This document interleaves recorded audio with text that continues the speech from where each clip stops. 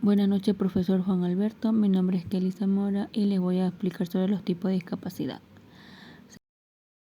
Definición de discapacidad. Según la OMS, la discapacidad es un fenómeno complejo que refleja una relación estrecha y el límite entre las características del ser humano y las características del entorno de donde vive. Clasificación: tipos de discapacidad. Discapacidad física motora. La discapacidad física es aquella que ocurre al faltar o quedar muy poco de una parte del cuerpo, lo cual impide a la persona desenvolverse de la manera convencional. Discapacidad sensorial corresponde al tipo de persona que ha perdido su capacidad visual o auditiva y quienes presentan problemas al momento de comunicarse o utilizar el lenguaje. Discapacidad intelectual es aquella que presenta una serie de limitaciones en las habilidades diarias que una persona aprende y le sirve para responder a distintas situaciones en la vida. Y la discapacidad psíquica es aquella que está directamente relacionada con el comportamiento del individuo y se dice que una persona tiene discapacidad psíquica cuando presenta trastornos en el comportamiento adaptativo. ¿Qué es la discapacidad visual? Es una condición que afecta directamente la percepción de imágenes en forma total o parcial.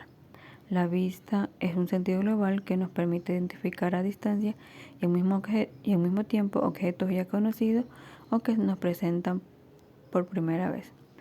Y la discapacidad psicosocial es la limitación de las personas que presentan disfunciones temporales o permanentes de la mente para realizar una o más actividades cotidianas. Discapacidad intelectual es un término utilizado cuando una persona no tiene la capacidad de aprender a niveles esperados y funcionar normalmente en la vida cotidiana. En los niños, los niveles de discapacidad intelectual varían ampliamente, desde problemas muy leves hasta problemas muy graves. Los niños con discapacidad intelectual puede que tengan dificultad para comunicar a otros, los que quieren o necesitan, así como para valerse por sí mismos. Signo de discapacidad intelectual. Hay muchos síntomas de discapacidad intelectual, como por ejemplo, los niños con discapacidad intelectual pueden que se sienten, gateen o caminen más tarde con otros niños, para aprender a hablar más tarde o tener problemas para hablar. También que tengan dificultades para recordar cosas o para entender las reglas sociales, o también para que tengan dificultad para ver las consecuencias de sus acciones y también para que tengan dificultad para resolver problemas.